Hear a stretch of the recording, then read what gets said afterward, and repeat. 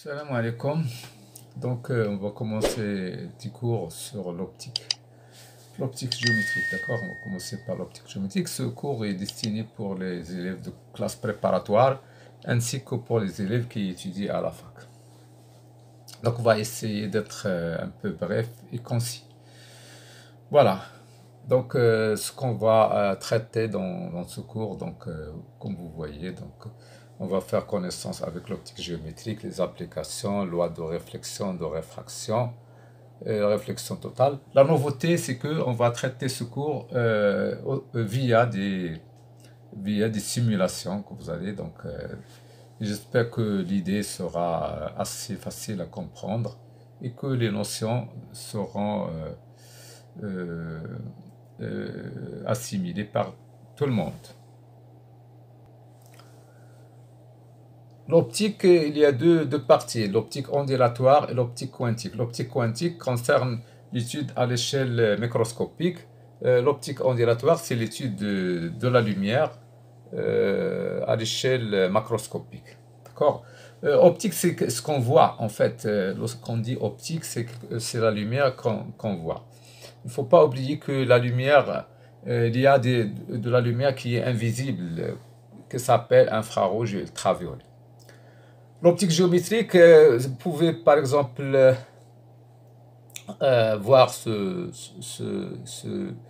petit vidéo concernant une expérience qui va montrer l'utilisation de l'optique géométrique. Donc, qu'est-ce qu'on fait? On fait des trous ici, d'accord? Et on voit que la lumière va se propager dans des lignes rectilignes. Donc, l'optique géométrique est un cas particulier, si vous voulez, de l'optique ondulatoire. Donc, dans laquelle on va négliger, si vous voulez, le caractère ondulatoire. Ça revient à dire tout simplement que la longueur d'onde tend vers zéro. Les applications sont nombreuses, d'accord? Les applications de l'optique géométrique, par exemple la formation des images, les instruments optiques tels que les jumelles, les télescopes, les microscopes, etc. D'accord? Aussi les fibres optiques, les sources qu'on connaît, les lasers, les lampes à sodium, etc. Donc, ainsi que des caméras. Donc, pour bien comprendre les choses, donc, je rappelle ici, ça c'est une onde qui se caractérise par la longueur d'onde, ça veut dire la périodicité spatiale, et la période, ce qui reflète la périodicité temporelle, elles sont liées effectivement par cette relation. D'accord? Donc, pour nous, en optique géométrique, on va négliger lambda. On va dire que lambda tend vers zéro. D'accord? Donc, voilà le spectre électromagnétique. Nous avons des longueurs d'onde qui sont assez grandes, donc ça s'appelle l'infrarouge. Nous avons des longueurs d'onde qui sont très petites, d'accord? Des longueurs d'onde très petites, donc ce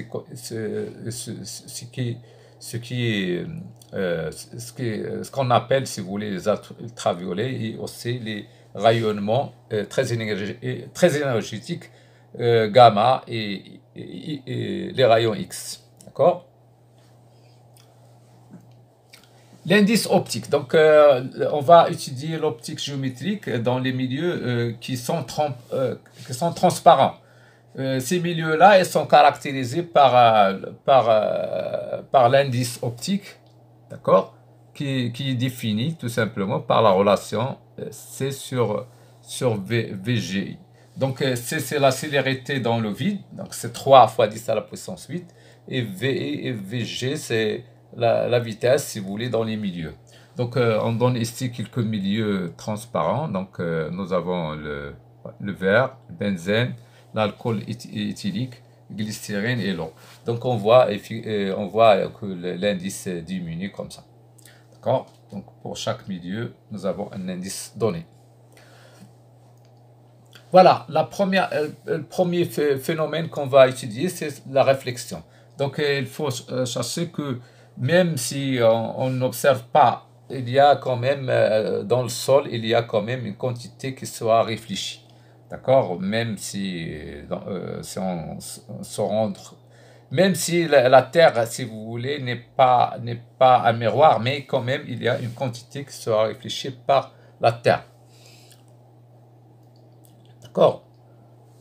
Voilà, donc je considère par exemple un miroir, d'accord? Un miroir, nous avons la réflexion presque totale. Il y a une quantité qui est absorbée, qui est négligeable, mais la plupart est réfléchie. Un miroir, c'est quoi? En fait, c'est du verre, mais on va mettre sur une pellicule d'aluminium, d'accord? Fondu. Donc, on va avoir, si vous voulez, la réflexion de la lumière. Donc,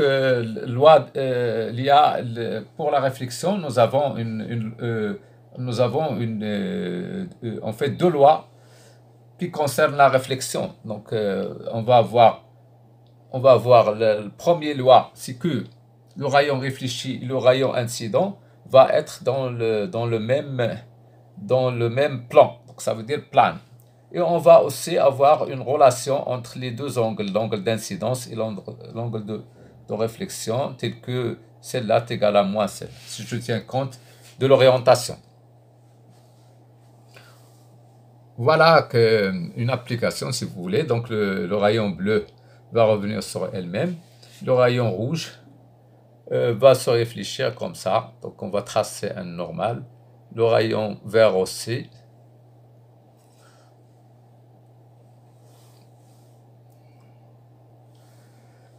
Une propriété très importante chez les miroirs plans, c'est ce qu'on appelle le stigmatisme rigoureux. Qu'est-ce que ça veut dire tout d'abord le stigmatisme? Stigmatisme, c'est lorsque l'image d'un point, elle donne un point. D'accord?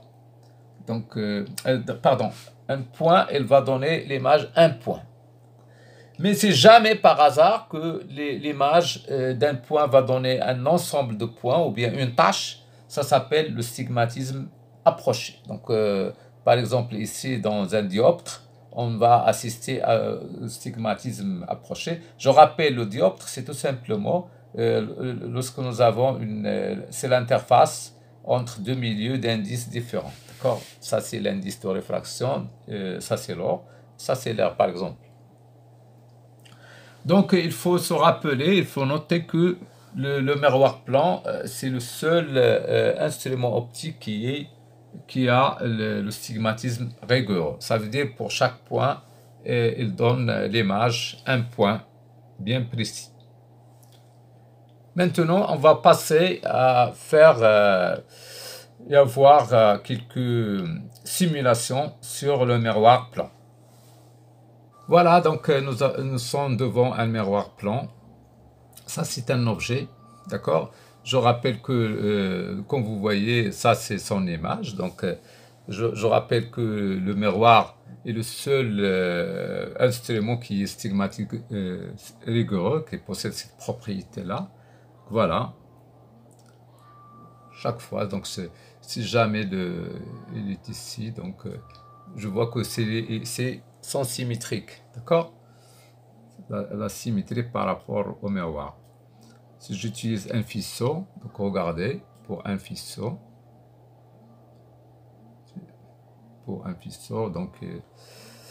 donc l'objet, je dis que ça c'est l'espace des objets réels, donc ça c'est l'objet réel, et ça c'est l'image virtuelle. Pourquoi virtuelle? Parce qu'on ne peut pas la toucher, et on ne peut pas même la projeter sur un écran.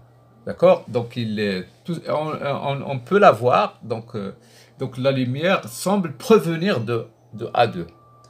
Mais on ne peut pas la toucher ou bien la projeter sur si vous voulez, sur un écran. Voilà, si j'affiche les valeurs, vous voyez, ça c'est négatif. Pourquoi? Parce que je vais considérer le sens propagation de la lumière comme le sens positif et je vais avoir, si vous voulez, une valeur algébrique. Ça c'est négatif pour la position de l'objet et ça c'est positif pour l'image. Donc il faut se rappeler pour un miroir plan, lorsque le grandeur, lorsque la position de l'objet et positif, ça veut dire c'est virtuel. Lorsque c'est négatif, donc c'est réel. L'inverse pour l'image. Si jamais la position de l'image ou bien la distance algébrique de l'image est positive, c'est réel. Pardon, c'est virtuel. Lorsque c'est négatif, donc c'est réel. Toujours, lorsque c'est réel, on considère que c'est réel. Lorsque la grandeur algébrique est positive, c'est virtuel. Lorsque c'est négatif, il est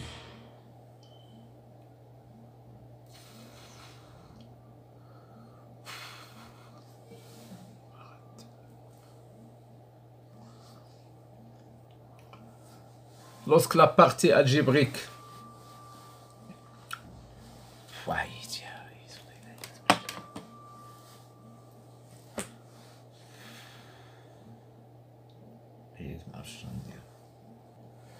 lorsque la distance algébrique, que ce soit pour l'objet ou bien l'image, est positive, donc c'est un objet qui est virtuel ou bien image virtuelle, ça veut dire qu'il va se placer ici.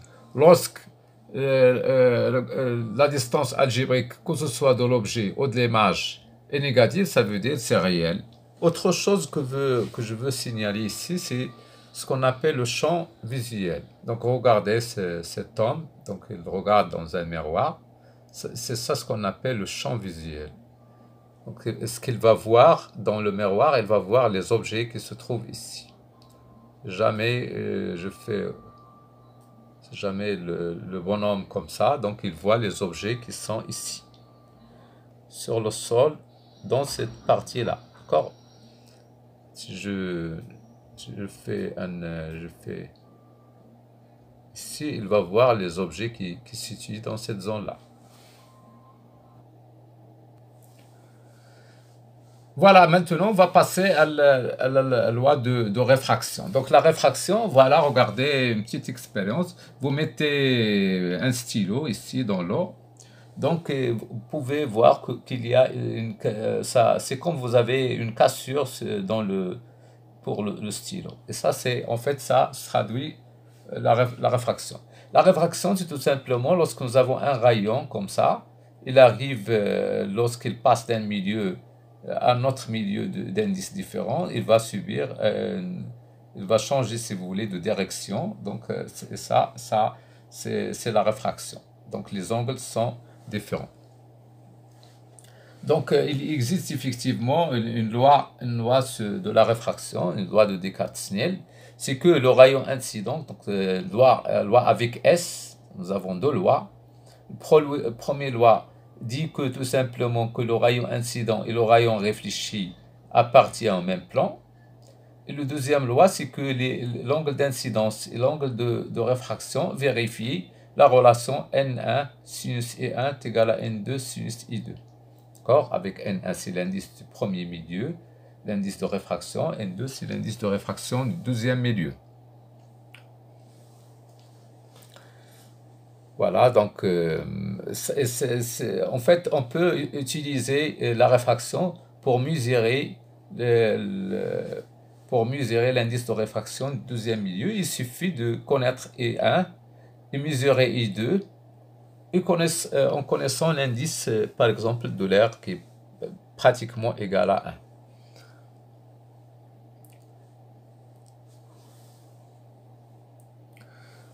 Comme application à la réfraction, c'est le prisme. Donc le prisme, nous avons deux faces. Nous avons deux faces et on va avoir deux réfractions. D'accord? Nous avons la première réfraction pour première face qui est entre l'air et verre, une deuxième réfraction entre le verre et l'air. D'accord? Donc on va avoir, donc c'est que le laser ici, il va subir deux déviations. Première déviation, deuxième déviation, donc en changeant de direction. Donc vous savez que le verre, donc il va faire la dispersion de la lumière parce que c'est un milieu qui est dispersif. c'est que si je fais entrer un faisceau de la lumière blanche, je vais avoir le spectre ici, spectre de la lumière blanche. Si je fais entrer un faisceau monochromatique, ça veut dire une seule couleur, je vais avoir effectivement une seule couleur. Pour par exemple des lampes spectrales qui contiennent deux ou trois par exemple couleurs, je vais avoir les deux couleurs ici. Il existe plusieurs applications pour le cas de réflexion et de réfraction. Donc, on peut citer par exemple les appareils photoréflexes ici, d'accord? On peut avoir ça. Aussi, une fibre optique, d'accord? En fibre optique. Donc, on va avoir des réflexions ici. Donc, on va avoir par la suite une simulation qui va nous indiquer pourquoi on va avoir guidage ici de la lumière à l'intérieur du fibre optique. Donc, on passe maintenant à une simulation qui va nous indiquer la réfraction, tout simplement par les dioptres. Maintenant, on va parler un petit peu de la réfraction, d'accord? Mais il ne faut pas oublier que malgré on a la réfraction, il y a quand même un petit peu de lumière qui sera réfractée, comme ça. Donc ici, je suis dans le cas où je passe d'un milieu moins réfringent vers un milieu plus réfringent. Donc je vois que en fait, l'angle ici, l'angle est plus grand que ici. D'accord? Donc, toujours ici, je vais avoir toujours un rayon réfracté. Maintenant, si je change les valeurs, regardez, avec 1,5 pour N1 et 1 pour N2, ça veut dire que je passe d'un milieu plus réfringent vers un milieu moins réfringent. Donc, comme vous voyez, je n'ai pas de rayon réfracté. D'accord? Maintenant, si j'augmente un petit peu l'angle d'incidence, toujours, il n'y a pas de rayon réfracté. Donc, ça veut dire j'en ai ici la réflexion totale. Maintenant, je fais diminuer l'angle. Voilà. Donc, pour cet angle-là, je vais...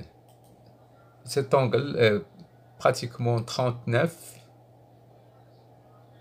Oui. J'augmente un petit peu. Voilà. Pour l'angle 41,6 degrés, donc j'en ai, si vous voulez, ça c'est l'angle limite c'est l'angle limite de réfraction. Ça veut dire pour des angles qui sont supérieurs à cet angle, je vais avoir réflexion totale, d'accord? Voilà, pour des angles qui sont supérieurs à l'angle limite, je n'ai pas de réfraction.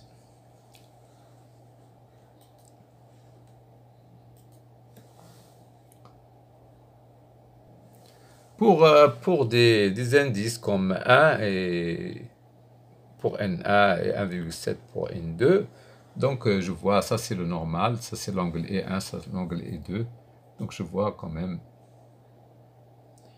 je peux voir ici, toujours il y a vérification de la loi, la deuxième loi de Descartes-Snell, ainsi que la première loi de Descartes-Snell.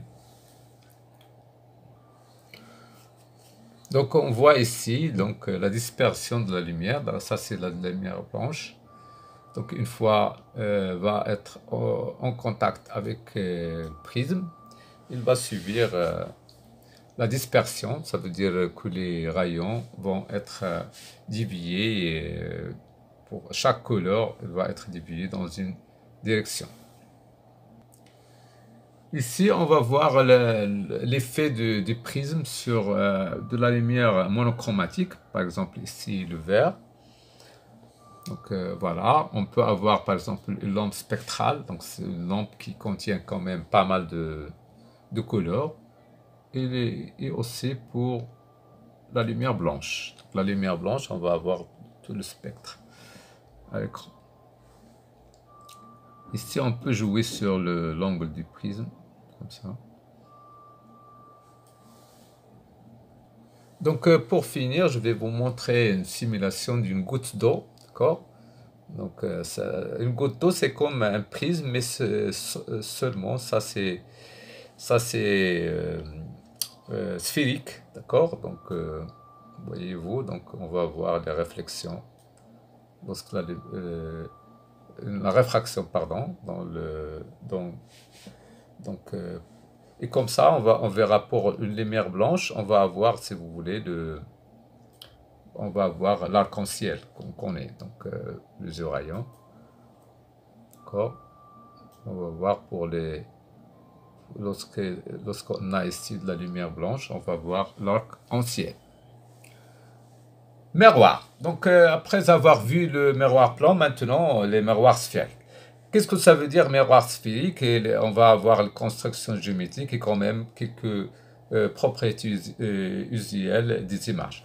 Donc, voilà un miroir sphérique. Donc, il s'agit d'une partie de la sphère qu'on va, si vous voulez, on va mettre sur ces calottes-là, on va mettre un métal fondu, comme l'aluminium par exemple. D'accord, voilà. On va avoir deux types de miroirs sphériques, un miroir convexe comme ça et un miroir concave comme ça. D'accord, ça c'est lorsque la lumière vient ici, il va taper ici à l'intérieur, ici il va taper à l'extérieur. Voilà, ça c'est comment on va représenter un miroir sphérique. Concave. Voilà, ça c'est une simulation qui va nous montrer, si vous voulez, un faisceau lumière, comment il va entrer pour, si vous voulez, se converger vers un point appelé foyer. Voilà, si on fait, si vous voulez, un faisceau qui est parallèle, il va tomber il va bien sûr partir vers un point appelé foyer image. D'accord, ça c'est le centre de la sphère, centre du miroir sphérique. Propriété. Chaque fois un rayon vient parallèle, il va partir vers F. Chaque fois un rayon qui vient par C, il va se réfléchir sur elle-même. Chaque fois un rayon qui sort par F', il va partir, si vous voulez, à l'infini. Puisque le miroir plan est parfaitement stigmatique, donc ça devient stigmatique rigoureux, on peut envisager l'utilisation des miroirs sphériques, mais cette fois-ci en respectant ce qu'on appelle les conditions de Gauss, et comme ça on va être toujours dans une stigmatisme qui est approché. D'où l'utilité d'utiliser les miroirs dans les instruments optiques, comme vous voyez ici, il s'agit d'une lunette astronomique, d'accord, donc pour voir, si vous voulez, de la lumière qui vient de loin, d'accord, de la lumière qui vient de loin en utilisant deux miroirs, un miroir parabolique, si vous voulez, comme ça, et un autre qui est secondaire, et comme ça, la lumière va être, si vous voulez, converger vers un point appelé point focal. Maintenant, on va faire quelques simulations pour bien comprendre le fonctionnement du miroir, que ce soit concave ou bien convexe. Voilà pour la construction via un miroir sphérique. Donc voilà, nous avons un miroir sphérique. Donc ça c'est l'objet. Ça, c'est son image. Pour obtenir l'image d'un objet, regardez, donc on va utiliser deux rayons. Donc, nous avons trois possibilités pour les rayons. Un rayon qui arrive parallèle, il va passer forcément par le foyer F. Ça appelé foyer image. Pour un rayon qui passe directement par C, donc il va se réfléchir sur lui-même. Pour un rayon qui est ici en rouge qui passe par F, il va se réfléchir parallèlement à l'axe optique. Ça s'appelle l'axe optique. Et je considère que le miroir est centré, ça veut dire qu'il possède un axe optique, et que cette représentation traduit le fait que nous sommes dans les conditions de Gauss. Les conditions de Gauss, c'est lorsque les rayons sont faiblement inclinés, ça veut dire presque parallèles à l'axe optique, et quand même, ils tombent tout près du sommet. Ils ne tombent pas loin, mais tout près du sommet. Donc voilà, donc ça c'est... Regardez si je fais éloigner. Donc si jamais je éloigne le miroir, jamais j'éloigne. Si je fais éloigner l'objet vers l'infini, donc forcément l'image va venir vers F. Maintenant, si je fais approcher l'objet, je vois que l'image devient de plus en plus grand et aussi on voit qu'il est toujours renversé. Une fois que j'arrive au point C, je vais avoir l'égalité entre l'objet et son image. Voilà. Je fais approcher. Une fois que j'arrive en F, on voit que l'image sera à l'infini. D'accord? Comme vous voyez, si j'en ai donc pratiquement à l'infini. Maintenant, on va parler un peu de maths, ça veut dire on va parler de ce qu'on appelle la relation de conjugaison. Donc voilà pour miroir plan. Donc si je considère H ici, donc je vais avoir toujours HA plus HA' égale à 0. Ça c'est la relation de conjugaison concernant le miroir plan. Ici, comme vous voyez, donc A c'est un objet réel, son image est virtuelle. On peut avoir l'inverse ici. Donc on peut avoir l'objet virtuel et l'image réelle. Pour les miroirs sphériques, dans les conditions de Gauss, donc on peut démontrer, si vous voulez, donc c'est un peu de maths, on peut démontrer la relation de conjugaison pour le miroir sphérique. Donc, pour un miroir sphérique, on peut utiliser un peu de mathématiques. Donc, on va montrer cette relation-là. Lorsque l'origine au sommet, ça fait 1 sur SA1, plus 1 sur SA2 est égal à 2 sur S. Avec S1, c'est l'objet, et SA2, c'est l'image. Pour une origine en C, on peut trouver, tout simplement, pour une origine en C, on peut trouver 1 sur SA1, 1 sur CA1 plus 1 sur CA2 est égal à 2 fois sur CS. Donc on fait tout simplement remplacer S par C et quand même il faut un petit peu renverser ça au lieu de CS. À partir de cette relation, on peut trouver la relation de conjugaison pour un miroir plan. Il suffit de prendre SC infini et comme ça vous allez trouver que SA1 est égal à moins SA2, tout simplement. Pour le grandissement, donc pour le grandissement, c'est égal à, bien sûr, A1. Donc c'est la valeur algébrique de l'image sur la valeur algébrique de l'objet. On peut trouver les foyers, d'accord, en faisant tendre A1 vers l'infini et trouver la position de A2 en F2, ça veut dire foyer image. En faisant le calcul, on va trouver F2 est égal à S sur 2. De même, on peut trouver le foyer principal objet en faisant tendre A2 vers l'infini et on va trouver que les deux foyers sont confondus.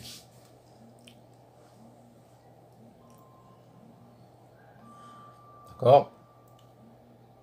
Et Je rappelle que la relation de conjugaison déjà vue, donc ça est valable pour un miroir plan ou un miroir convexe ou concave. D'accord, pour la construction géométrique, on utilisait deux rayons. Nous avons en fait plusieurs cas à distinguer. Plusieurs cas, ça c'est le cas. Ça c'est le cas où l'objet est réel, tel que la position il est compris entre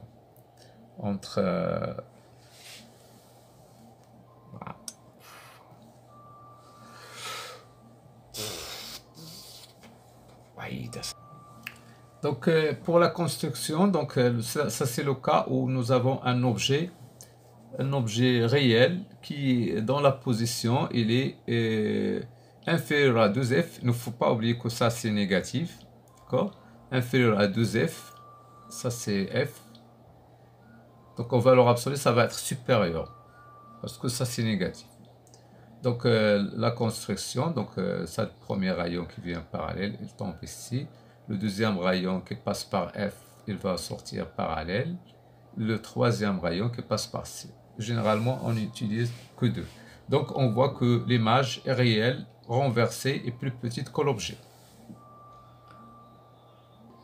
Le deuxième cas, l'objet est réel, mais cette fois-ci, il va s'étudier ici. Donc ça veut dire inférieur à 2f en valeur absolue. Donc supérieur parce que c'est négatif. Donc on voit que l'image, il est réel, mais cette fois-ci plus grande que l'objet. Il est renversé, ça veut dire que gamma va être négatif.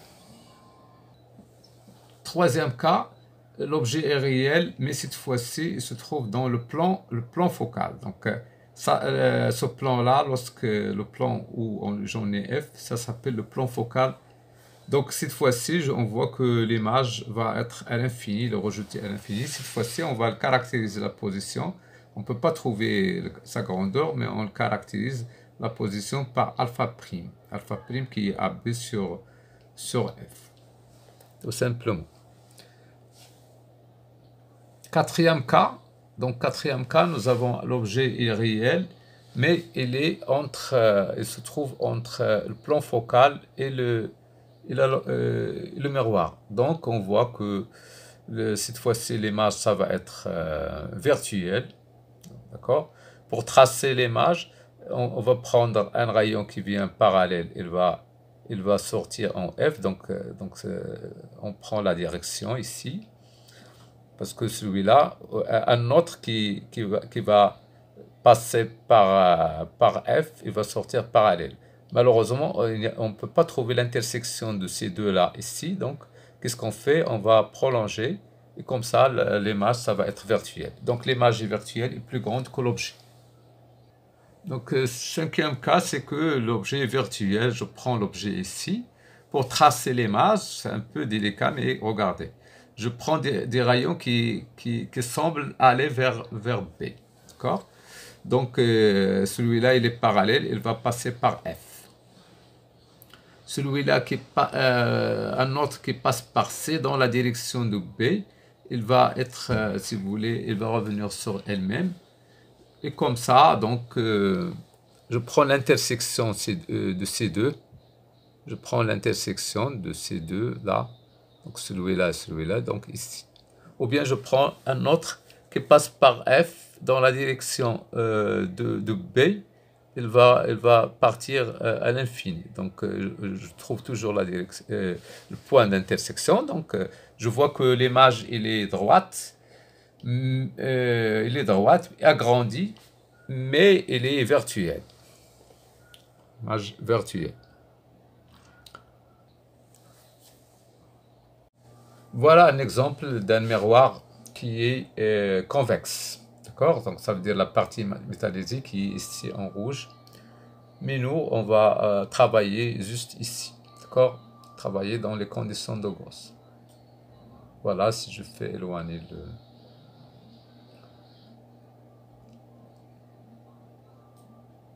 Donc ça veut dire que je vais trouver un point où il y a un point particulier ici pour le Si l'objet est à l'infini, c'est jamais l'objet à l'infini, donc tous les rayons viennent parallèles. Donc ils convergent tous, il va diverger dans la direction, ils vont diverger tous dans la direction d'un point ici, qui est appelé foyer.